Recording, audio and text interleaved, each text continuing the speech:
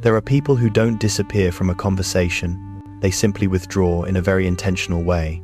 They don't refuse communication, but they also don't waste words.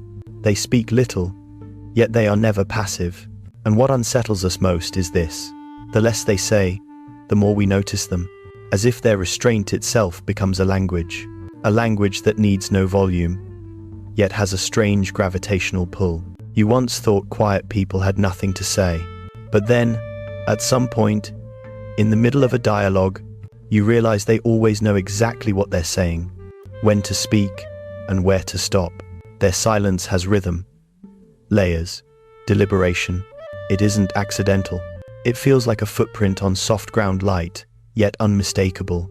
They listen more, observe more carefully.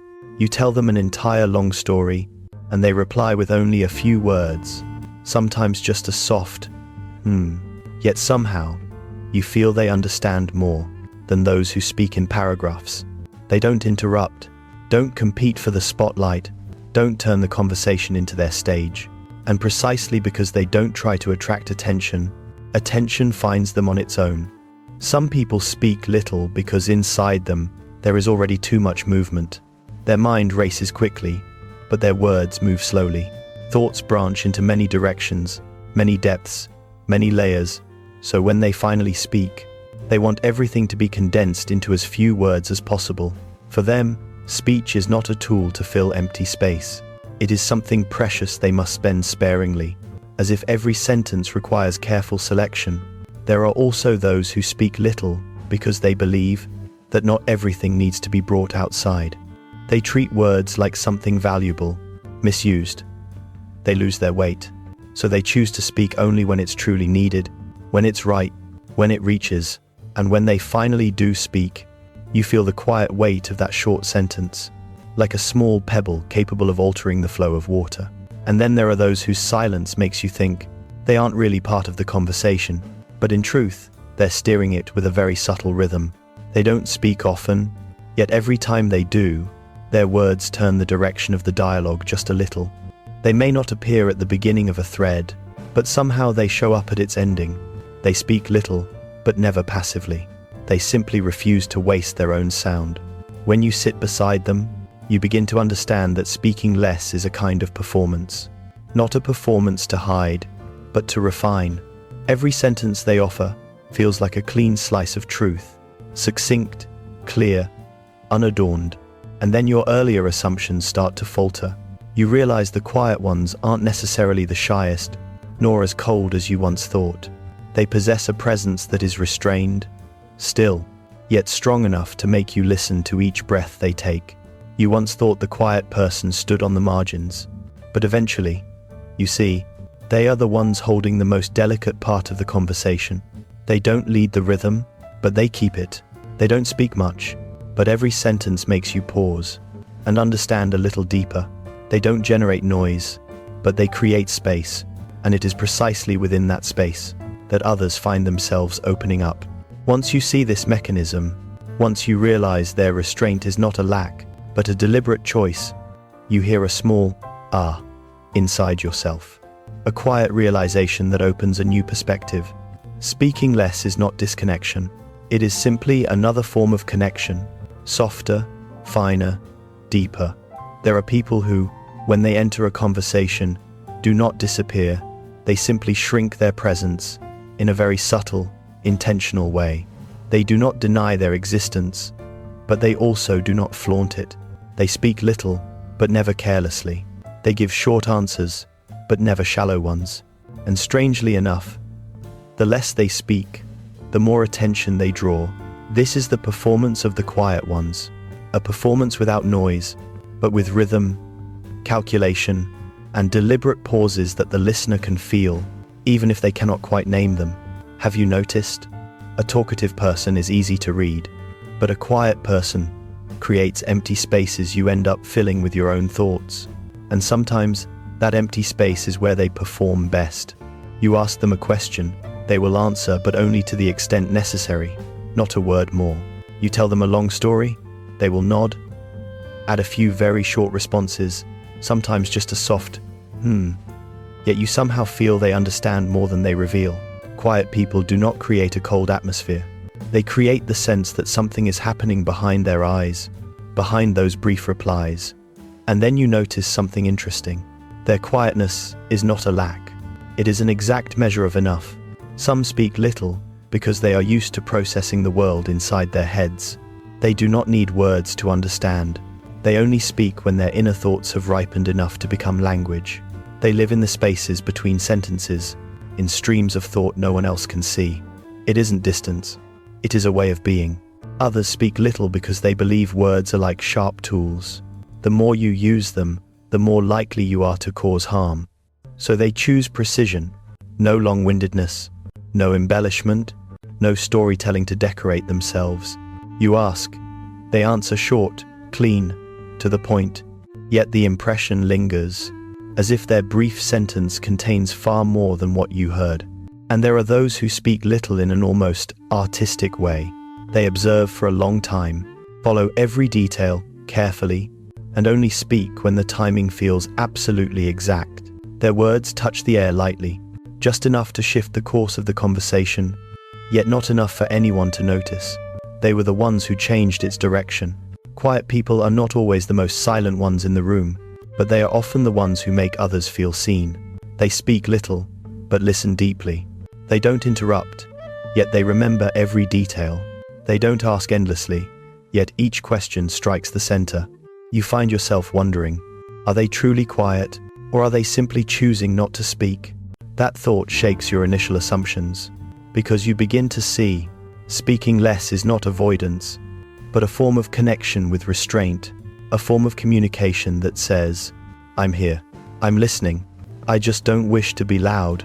Their quietness, if you look closely, is a delicate performance, performed through their eyes, their breaths, their short answers that open countless layers inside the listener. And then you realize something you have never considered.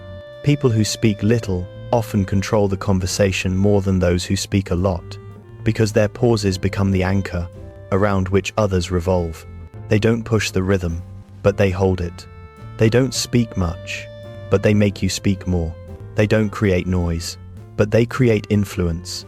And when you understand that, when you perceive this subtle performance, one shaped not by hiding, but by refinement, a soft, honest feeling rises within you. Ah, so the quiet ones carry the loudest inner world after all. If you look deeper into quiet people, you'll see that behind each brief sentence lies an entire psychological mechanism working silently. A mechanism that makes no noise yet runs constantly, like an automatic door inside them, opening inward, processing, filtering, weighing everything, before allowing any word to step outside. The mind of a quiet person doesn't linger on the first layer of thought. It naturally digs deeper, turns the issue a few more times, checks the emotion behind it, re-examines its meaning, and only then decides whether it's worth speaking. It's not that they are slow, they are precise. They dislike impulsive reactions because they know how uneasy they feel about careless speech. Sometimes they speak later than others, simply because, inside their mind, a small meeting is taking place between logic and emotion to determine which sentence is the most correct, the cleanest, the most necessary. You see them answer briefly, but in truth, their mind has already passed through 3 or 4 filters. The first layer, the instinctive urge to respond. The second, the analytical check, is this response appropriate? The third, the emotional check, will this hurt anyone? The final layer, choosing the most minimal distilled wording. And when a sentence passes through all those layers, it emerges neat, clear, refined, sometimes so refined that others mistake it for indifference. But this is a different kind of intelligence. Minimalism used as a precise door that only opens for a few seconds when someone truly needs to step through. Quiet people also tend to have a lower activation threshold for speech, meaning words don't come out easily for them. Their mind needs to feel meaning, trust, and safety before the switch for communication turns on. This is not weakness, it's sensitivity. They don't just hear words, they absorb tone, pace, facial expression, and the energy of the person speaking. Everything is taken in instinctively, making the act of speaking a carefully calculated decision. Sometimes they talk less because they're reading you. assessing which of your emotions are real and which are concealed, evaluating whether this conversation has value or is merely noise, judging whether they're being genuinely listened to or simply asked to speak to fill a silence. All these tiny measurements happen in seconds, and they're enough to make them keep most of their thoughts inside. Other times they speak little because their brain is wired inwardly. Their energy doesn't come from sharing, but from internal organization. Talking too much drains them. Talking less preserves their clarity. Every sentence they speak is a portion of energy leaving their body, so they release it intentionally, without leakage. The strange thing is, once you understand this mechanism, you realize they are neither detached nor indifferent. They simply have a more sensitive, more refined, more complex processing system than most people. And because so much happens inside, they choose to speak less to avoid losing their internal coherence. Quiet people are not hard to understand. They simply live at a rhythm the fast-paced outside world is not accustomed to hearing. When you ask them a question, they don't fire back an instant answer. They let it drop into a deeper layer, settle, touch their emotional center and their rational center, and only then rise again in the form of a short sentence. And that brevity is not a sign of distance. It is a sign of depth. When you see this, when you finally perceive the sophisticated machinery behind their simple exterior, a gentle understanding rises in you. So, I misunderstood that quietness. Their mind wasn't lacking things to say. It had too many things to process. And from that moment on, you begin to trust quietness more. Not just theirs, but your own as well. There are strange moments in life. You look at a quiet person, and suddenly you realize you've been seeing them wrong all along. Not entirely wrong, but wrong at a deeper layer. A layer you thought you understood, yet had never truly touched. That moment feels like a gentle knock on the mind. It doesn't hurt, but it startles you. It makes no noise, yet it stops you long enough to think. A tiny shift, subtle, but enough to change the way you see a person. You begin to realize that speaking little is not a sign of inadequacy, nor is it pure shyness, nor indifference. It is a kind of self-mastery you had never clearly noticed before. A quiet person is not someone with nothing to add. They are someone who refuses to dilute the important things running through their mind. And then a window opens within you. So, the quiet ones were never standing outside the conversation. They were simply standing at a different altitude. You remember the times you assumed someone didn't care because they spoke so little. Now, seeing the complexity of the psychological machinery inside them, you feel something soften, a touch of embarrassment, a touch of surprise, a touch of empathy, feelings rippling like faint waves, uncertain in shape, but deep enough to quiet your heart. You realize that sometimes, the quietest people are the ones carrying the most layers of perception. They don't jump in because they're reading, listening, sensing. They catch what the talkative overlook. They hear deeper, feel deeper, analyze more, and that very sensitivity becomes the reason their words are released so sparingly. Another moment surfaces. You recall sitting beside a quiet person. You asked them a few questions. They answered briefly.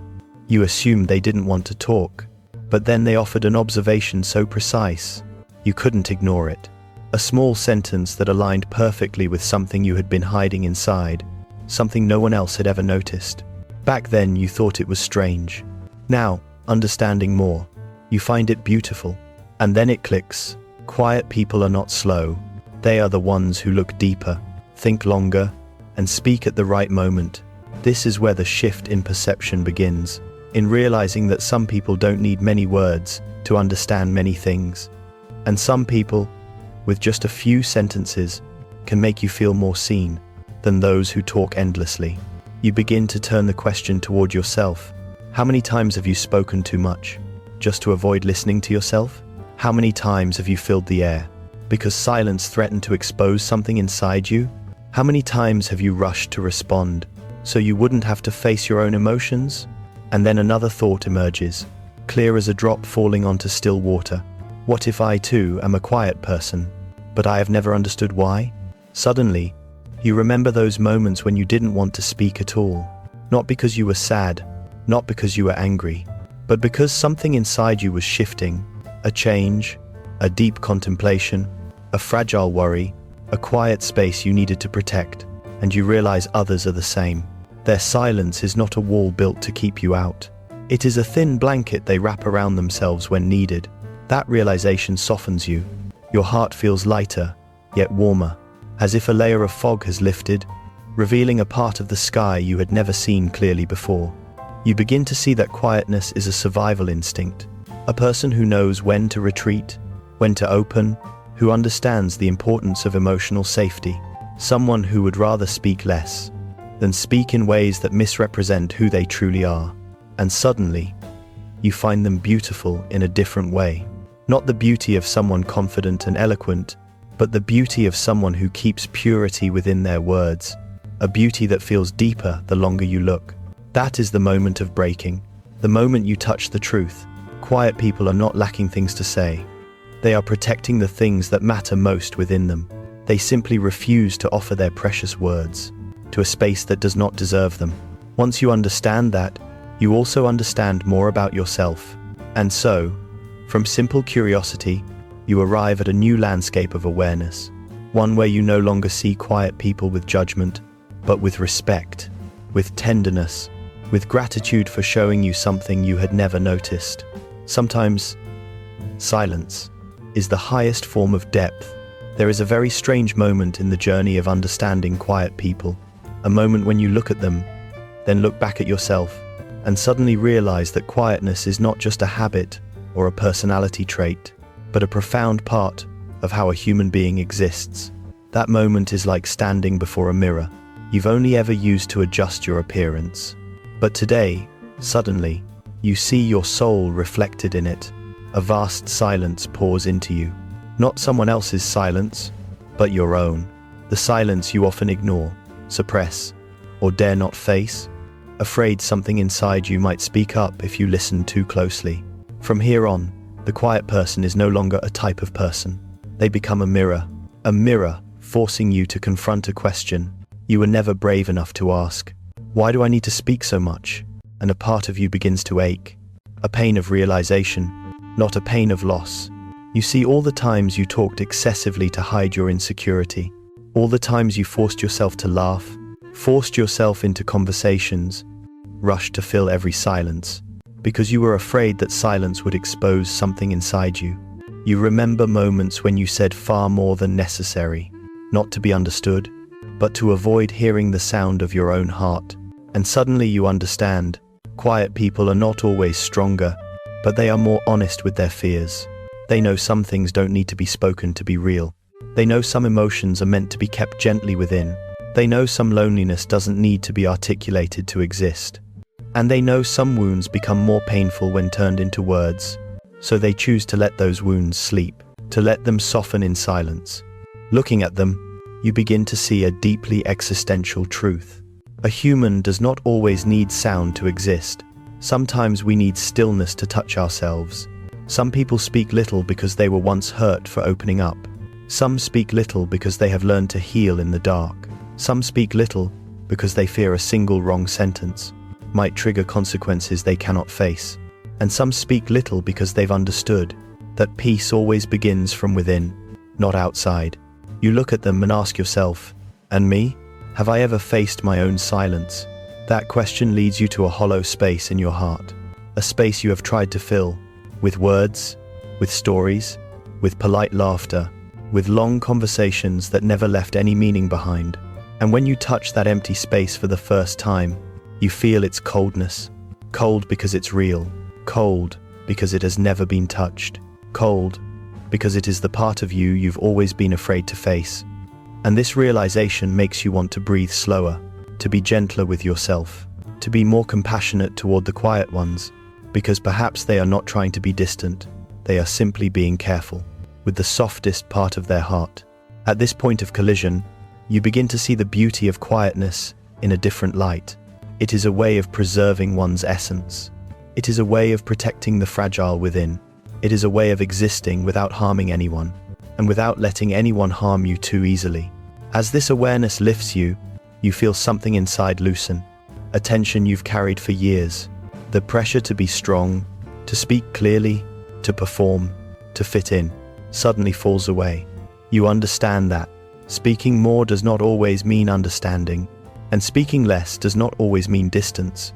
Sometimes, quietness is simply the way someone protects the truest part of themselves. In that moment, you don't just understand quiet people, you understand yourself. And like a wound being cleaned and allowed to close, this awareness carries a gentle sensation, a little pain, a little clarity, and finally, a release. There is a very deep realm within every human being that we rarely touch. A realm that is neither loud nor competitive, neither hungry to be seen nor eager to be heard. It lives in the lowest, quietest part of the soul, and yet it is the truest part of who we are. This realm does not speak much. It simply observes, senses, and breathes with us through the shifts and storms of life. And only when we are still enough to pause do we see it gently open its eyes, as if it has been waiting for us for a very long time. That is the quiet self, the part of us that always stands one step behind, not interrupting, not showcasing, yet holding a tenderness so subtle we rarely find it anywhere else. If you pay attention, you'll notice that this quiet self often appears in the most ordinary moments. When you sit alone after a long day, when you wash your face at night and stare into the mirror without saying a word, when a small sadness brushes past you before you have time to prepare for it. It doesn't arrive with a call, it arrives as a feeling, like a hand resting on your chest, so light, yet enough to make you stop. Perhaps that is why quiet people are often closer to their quiet self than others. When they are not chasing what to say, what to display, or how to be perceived, that silent part within them has room to breathe, room to exist. You look at them and see in them a kind of peace not everyone possesses. A peace not born from the absence of pain, but from refusing to let pain become noise. The quiet self does not enjoy being explained. It does not like the noise of intellect or the chaos of tangled emotions. It simply wants you to sit down for a moment, slow down a little, and allow truth to appear without being dragged around by thought. Only in such moments do you see what the external voices have long obscured, that you do not need noise to exist, and you do not need proof to have worth. Some people spend their whole lives driven by the need to prove, to speak, to explain. But eventually, when exhaustion catches up, they hear a very small voice from within, the voice of the quiet self, speaking not in words, but in sensation. You don't have to strain anymore, and when you hear it, a new layer of peace opens. Not the peace of everything is fine, but the peace of finally seeing yourself clearly. You see the inner child you haven't touched in years. A child who never needed to talk too much, who never needed to convince anyone, who never needed to outrun anything. It only needed a space where it could simply be itself. Quiet people often stay connected to that child because the empty spaces between their sentences are the very spaces where their true self can breathe. They do not fill every moment with words, so their inner world is not drowned by the world's noise. You see this clarity in their eyes that do not try to prove anything, yet see extraordinarily deep. And then you realize a very gentle existential truth.